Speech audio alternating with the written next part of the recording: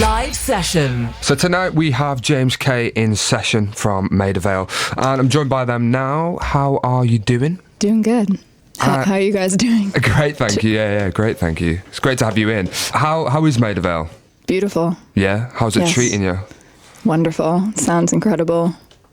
We just got to go into the Peel studio, which was iconic. Amazing. Have you got the full band there with you then? Yeah, I have my bassist, Lazar, and guitarist, Riley, right next to me. Amazing. Great. Say hello. To be here. Hi. Hello. This is Lazar. Yeah, bass player. Great to be here. Amazing. Iconic building. Historic. Yeah, thank you so much for doing the session for us this evening. Absolutely. Our pleasure. So I think there'll be a lot of people who listen to this show who are obviously familiar with your work and some that aren't. Your most recent album, Friend, was released at the end of last year. It's your third album. Follows on from 2022's Random Girl. We love the album on the show, and it's great to have you back. I think the last time we spoke, it was just after the release of the album, and we sort of like went into the recording process and stuff. How has it all been since the release of Friend? A lot of shows. Just traveling around, playing shows. It's been great to get into rooms with people who've been listening to the record and loving the record. Yeah, I mean, it's just been awesome, and feeling the love from people. Super nice. How has it been? Because I think we saw you at the White Hotel. I think that's like November now. It's crazy to think it was, it's that long ago. That was a fun one. That was a really, memorable. No, yeah, for sure. It was. That space is cool. Yeah, amazing. Great sound. And it was a lot of energy. Like that, I remember that show was like super energetic. And it was my boyfriend's birthday, and I had everyone sing happy birthday to him. Yeah, you did. Yeah, that's right. And like the crowd, it was packed. Like you couldn't really move much, which was really cool. But great vibes. Yeah. And obviously that then was just yourself on your own, right? Mm-hmm. Yeah. But then now you've come back to the UK and you got a full band. Yeah. Which is amazing.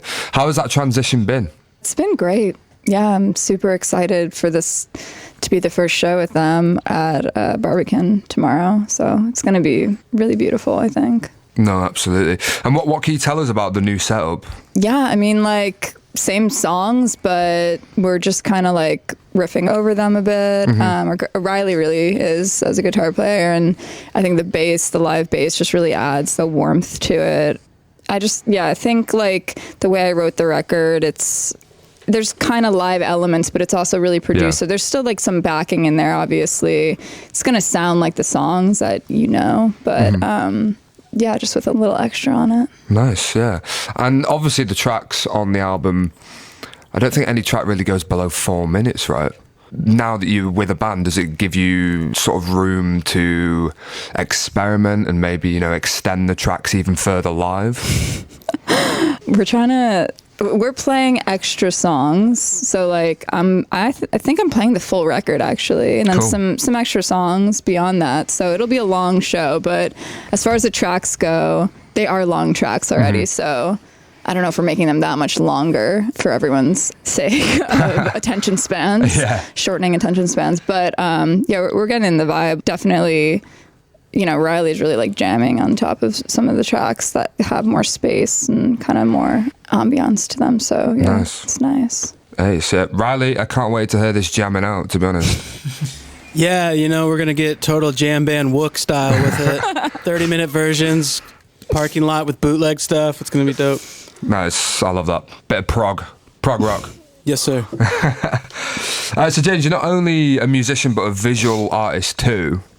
Yes. Does that come into play a lot as, a live entity? Are you thinking a lot about the visual aspect as well as how it sounds? Not really. No? Not so much. I like to keep it pretty bare, like especially in a hall like tomorrow. Like, think about the lighting, a little bit of haze. Like, I think theatrical is more what I'm going for versus... I'm a graphic designer and visual, video artist, so I'm not really putting that into the show. But I think about, energy on stage and just performance. It's really just about creating a space to connect with everyone. Sometimes I feel like visuals can kind of like disconnect people and trying to get away from the screen lifestyles of today. But definitely like lighting, theatrics. Yeah. It's a hall, so, that space itself, it'll have its own energy. No, for sure. What can we expect from this evening's session? Stripped down versions of some of the singles from the record and a song from my previous record as well. But yeah, everything's pretty stripped down. Decided to keep it to just the bass guitar and vocals. New versions Amazing. of old songs. Yeah, that sounds really cool. Can't wait to hear it. Okay, let's get into it. Part 1 of James K live in session from Maida Vale. And you told Crack Magazine that the record is really aiming to create a kind of portal with the music, the kind of portals that happen during a great DJ set. Can you elaborate on that at all?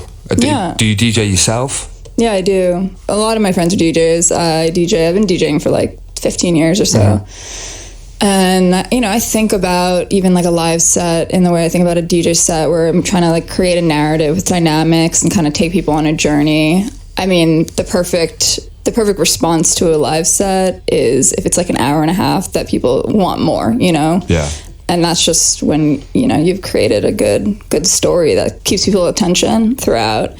So as far as the portals go, I think that my experience in clubs and that kind of setting, that communal setting of listening to music on great sound systems, and kind of just being all together and leaving your, becoming one kind of body, mm-hmm. leaving your own individual self. That's like what a great live music concert can do. So I try to think about that when I'm making music, but definitely when I'm playing live music, that's the idea, is like we're all kind of there together, and it's about the audience and me with the audience, not just me on stage, people watching me on stage. It's about the surroundings. Mm-hmm.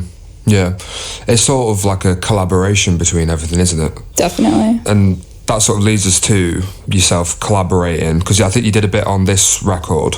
Yes. And is that important for you as an artist, or has it become important for you as an artist? It's always been important for me. Yeah, I mean, I started writing songs by myself, and for a long time, was like really lonely, and I feel like all my songs were really sad. So, when I started collaborating with people, that's actually when I started like learning production. I learned through working with various people when I was like in college and then in my early 20s. But yeah, you always learn from someone. I feel like when you're collaborating with people, there's a little less pressure. There's a little less of that echo chamber that happens when you're working by yourself. So it's super important for me to be able to even like experiment. I feel like I can try things out that I might not try on my own, just because I feel a little like more free when I'm collaborating. But just the learning from each other, and trying to find a middle ground with another person's language and kind of like create a new language is really important. Absolutely. I think that leads us perfectly on to the upcoming remixes album of Friend. It's out on the 24th. What can you tell us about it? I invited all my friends for the most part. I mean, or if not, there's a couple people that I haven't met in real life who are kind of more internet friends, but yeah, pretty much my close friends remixing the entire record. So it's like one for one, the whole record remixed.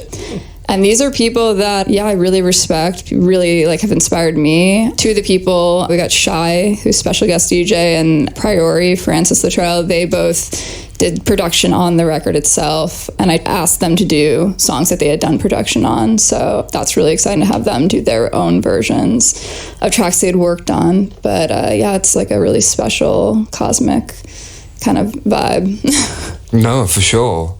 So what you're saying, it's Friends remixing Friend. Yeah, that was the tagline. That's cool. They asked me for a quote. That was all I got. Why is it important to you as an artist to make a remixes album?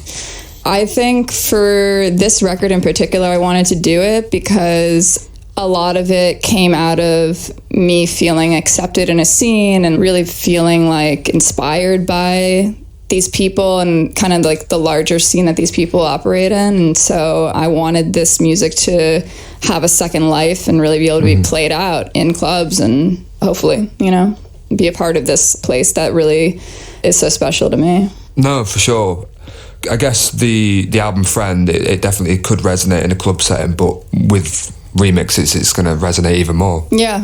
What's next for yourself? Well, I'm just going to play this show tomorrow and then keep playing shows after that. And eventually maybe have a break at some point. But just I'm on tour until the middle of May. So I'll go to Europe after Barbican and then back to the States for a couple shows and then a little break and then back to it again. Amazing. It seems like it's been pretty non-stop since September, since the album's release. Yeah, for sure. It has. Yeah. Well, on that note, we won't keep you any longer. We'll let you chill out now. But thank you so much for doing the session, and lovely chatting with you. Yeah, you too. Thanks so much. Right then, here we go. Part 2 of James K live in session from Maida Vale.